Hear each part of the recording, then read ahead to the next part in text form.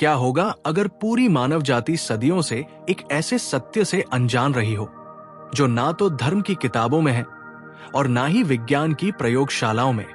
सोचिए, अगर आपके जीवन, आत्मा और इस ब्रह्मांड की असली कहानी कहीं एक छुपी हुई किताब में दर्ज हो, जिसे ना किसी इंसान ने लिखा और ना ही किसी संस्था ने बनाया, बल्कि वो ज्ञान हमें खुद ब्रह्मांड की उच्च चेतनाओं द्वारा प्रदान किया गया हो।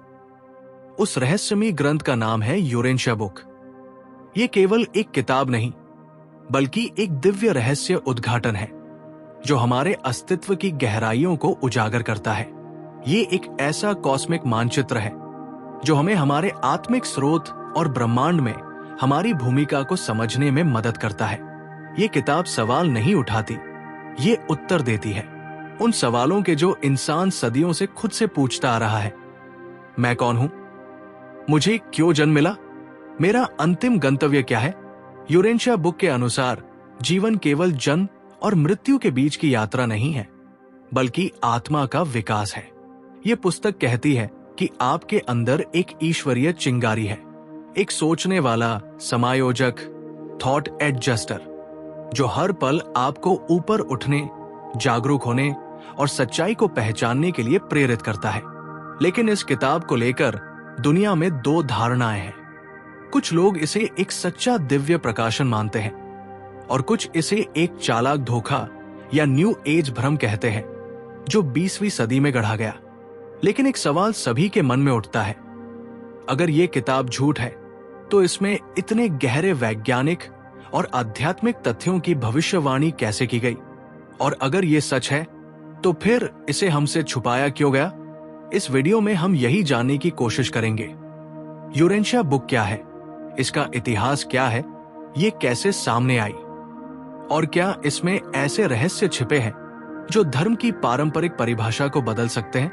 क्या ये किताब वास्तव में हमारे अंदर छिपे ईश्वर तक पहुंचने की कुंजी है?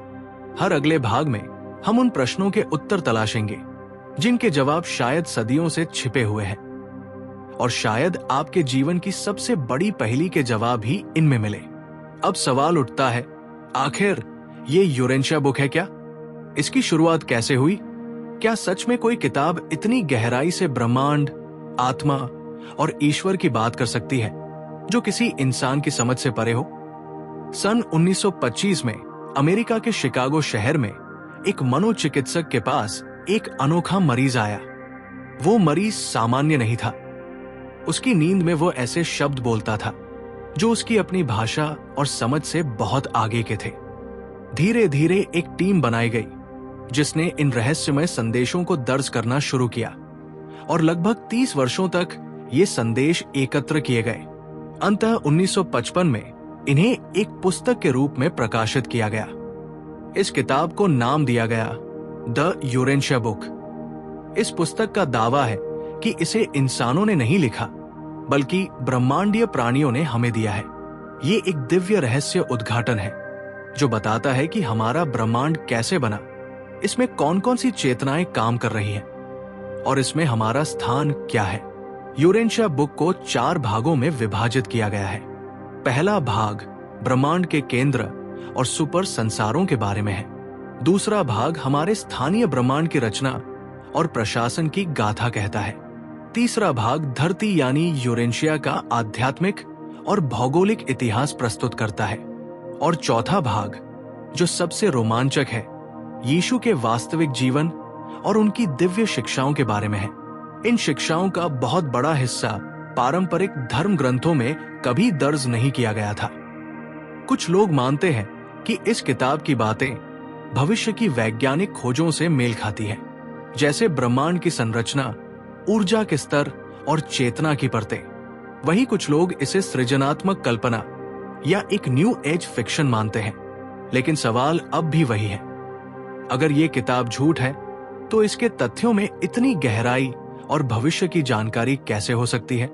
और अगर ये किताब सच है तो क्या हम इसे समझने और स्वीकार करने के लिए तैयार हैं? अब हम उस सवाल की ओर बढ़ते हैं जो हर इंसान के मन में गहराई से धड़कता है। मेरा जीवन क्यों है? क्या मैं सिर्फ जीने और मरने के लिए पैदा हुआ हूं, या मेरे अस्तित्व के पीछे कोई गहरा दिव्य रहस्य है? यूरेंशिया बुक इस सवाल का जवाब स्पष्टता और गरिमा के साथ देती है। ये कहती है, जीवन कोई संयोग नहीं है, ये कोई जैविक दुर्घटना नहीं है, ना ही कोई ईश्वर की परीक्षा है, बल्कि ये एक दिव्य प्रयोग है, एक यात्रा जिसमें आत्मा को तराशा जाता है, विकसित किया जाता है और अंततः परम चेतना से मिलाया जाता है। हम इंसान सिर्फ मांस और हड्डियों का ढांचा नहीं है, हमारे भीतर एक बीज छिपा हुआ है, आत्मा का बीज। लेकिन आत्मा अपने आप में जन्म नहीं लेती। यूरेंशिया बुक के अनुसार आत्मा का जन्म उस क्षण होता है जब कोई व्यक्ति पहली बार नैतिक निर्णय लेता है। जब हम सही और गलत में विवेकपूर्ण चयन करते हैं, तब आत्मा सक्रिय होती है और यही क्षण हमारी शाश्वत यात्रा की शुरुआत बनता है। लेकिन हम इस यात्रा में अकेले नहीं हैं। हमारे भीतर एक ईश्वरीय चिंगारी पहले से मौजूद है, जिसे इस किताब में थॉट एडजस्टर कहा गया है। ये कोई कल्पना नहीं, बल्कि ईश्वर का एक वास्तविक अंश है जो हमारे भीतर निवास करता है। ये थॉट एडजस्टर हमारे हर विचार, भावना और निर्णय को चुपचाप देखता है। जब हम प्रेम, सत्य, क्षमा और सेवा को चुनते हैं, तो वो सक्रिय हो जाता है और हमारी आत्मा को उच्च दिशा में आगे बढ़ाता है। अब ये किताब केवल आत्मा की बात नहीं करती, ये मृत्यु के बाद की यात्रा को भी विस्तार से बताती है। ये कहती है, मृत्यु अंत नहीं है, ये केवल एक बदलाव है। जब शारीरिक जीवन समाप्त होता है, तब आत्मा मोर्शिया संसारों में प्रवेश करती है। वो एक मध्य अवस्था होती है, जहां आत्मा और अधिक परिपक्व होती है। वहां उसे ब्रह्मांडीय सच्चाई सिखाई जाती है, सेवा के अवसर दिए जाते हैं और अंततः उसे यूनिवर्सल फादर के सामने खड़े होने का अधिकार प्राप्त होता है। और यही आता है एक चौंकाने वाला रहस्य। यूरेंशिया बुक कहती है, आत्मा केवल विकसित नहीं होती, बल्कि वो ईश्वर के साथ मिलकर द सुप्रीम ब्रह्मांडीय सत्ता का निर्माण भी करती है। इसका मतलब है कि आप और मैं सिर्फ अपने जीवन को अर्थ नहीं दे रहे, बल्कि ब्रह्मांड को आकार देने का काम कर रहे हैं। तो जीवन केवल जीने का नाम नहीं है, जीवन एक प्रोजेक्ट है, एक दिव्य मिशन है, जिसमें आत्मा ईश्वर के सहयोग से ब्रह्मांड की सुंदरता को पूर्णता की ओर ले जाती है।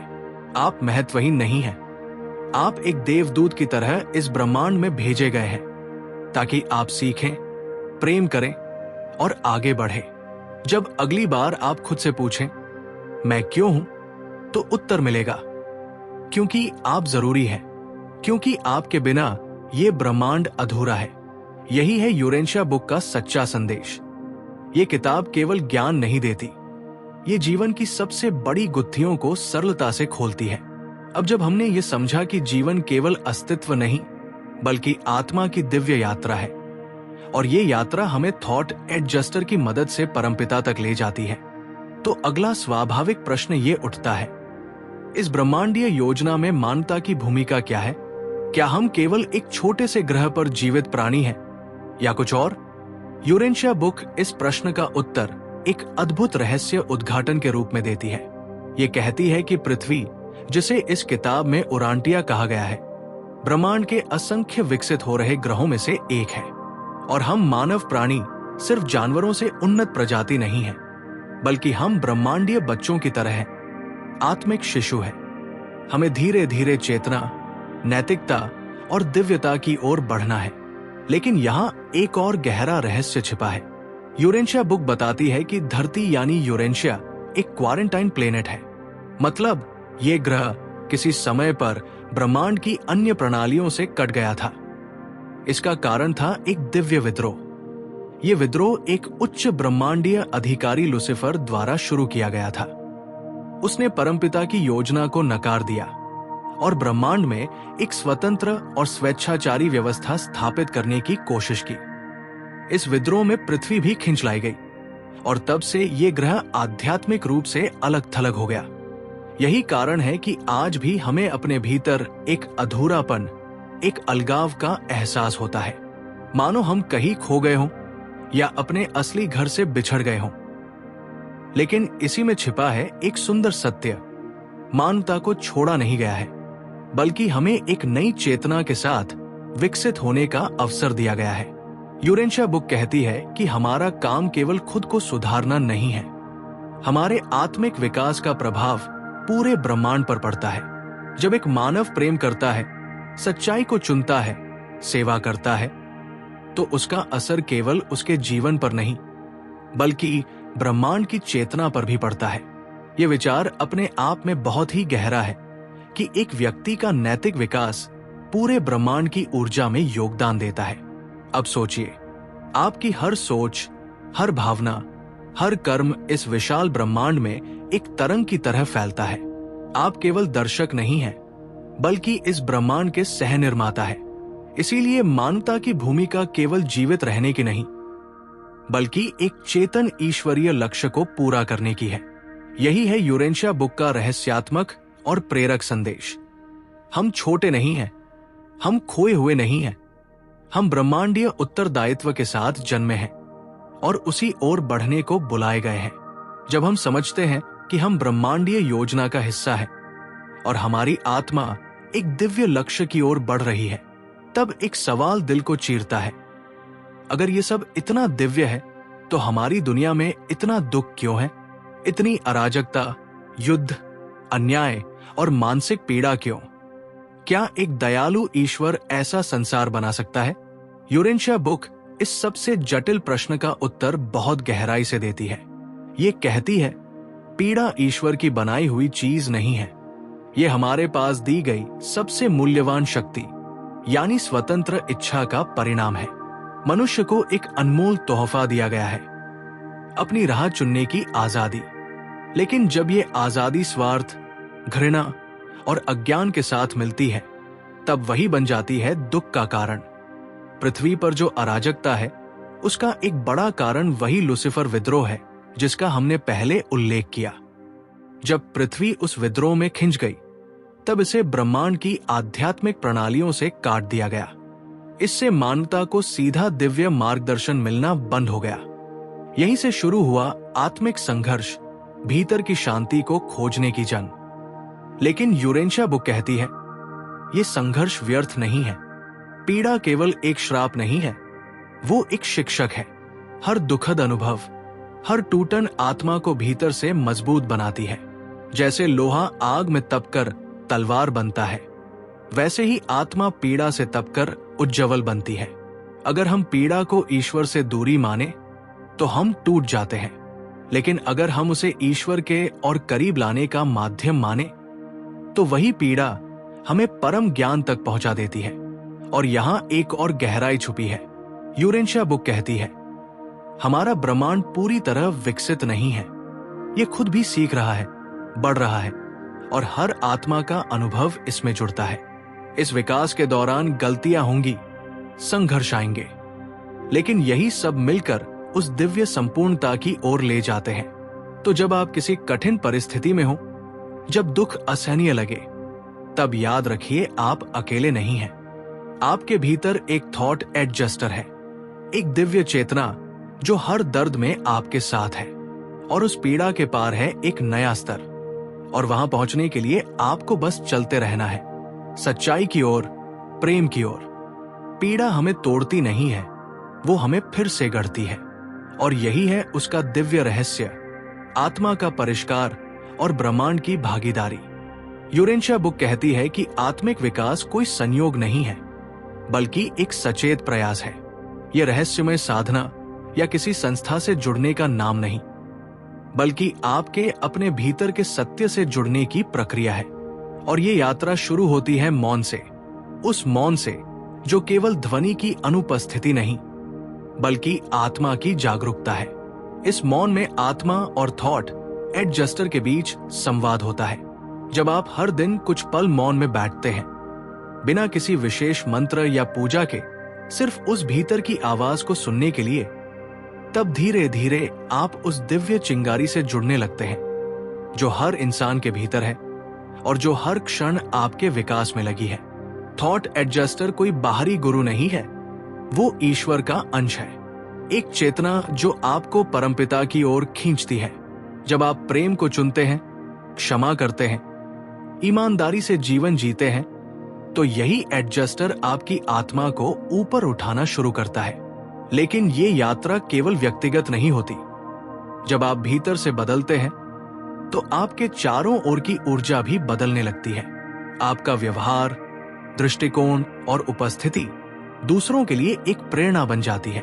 इस तरह आत्मिक विकास एक सामाजिक क्रांति का बीज बनता है, जो केवल खुद के लिए नहीं बल्कि पूरे समाज के लिए रोशनी लेकर आता है।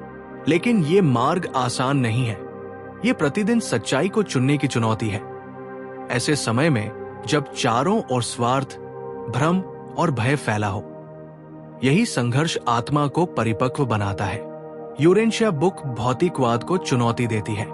ये कहती है कि हम केवल डीएनए से बने इंसान नहीं हैं। हम ईश्वर की छवि में बने जीव हैं, जिनका लक्ष्य केवल जीना नहीं बल्कि दिव्यता को अपनाना है। और इस विकास की प्रक्रिया में हम अकेले नहीं हैं। थॉट एडजस्टर के साथ साथ हमारे साथ होते हैं सेराफिक गार्डियंस, यानी ब्रह्मांड के संरक्षक, जिनका कार्य है हमें मार्गदर्शन और सुरक्षा देना। उपासना वो मौन श्रद्धा है जिसमें आत्मा ईश्वर के अस्तित्व के प्रति कृतज्ञ होती है। ये मांग या याचना नहीं बल्कि मौन में महसूस की गई उपस्थिति है। सेवा वो क्रिया है जिसमें आत्मा उस उपासना को कर्म में ढालती है। जब आप बिना स्वार्थ किसी की मदद करते हैं, सच्चे प्रेम से अपनाते हैं, जब उपासना और सेवा एक साथ चलते हैं, तब आत्मा संतुलित होती है, पूर्ण होती है, उड़ान भरती है। यही संतुलन आत्मा को स्थिर करता है और उसे ईश्वर के निकट लाता है। और इस यात्रा में चाहे आप मौन साधना में बैठे हों या किसी को पानी पिला रहे हों, आपके मार्गदर्शक आपके साथ होते हैं। वे आपकी हर भावना, हर कर्म को ब्रह्मांडीय चेतना से जोड़ते हैं। तो अगली बार जब आप सोचें, मैं ईश्वर के और करीब कैसे जाऊं, उत्तर सरल है, भीतर मौन हो जाइए और बाहर प्रेम बन जाइए। यही आत्मा की उड़ान है। यही यूरेंशिया बुक का रहस्यमयी सूत्र है।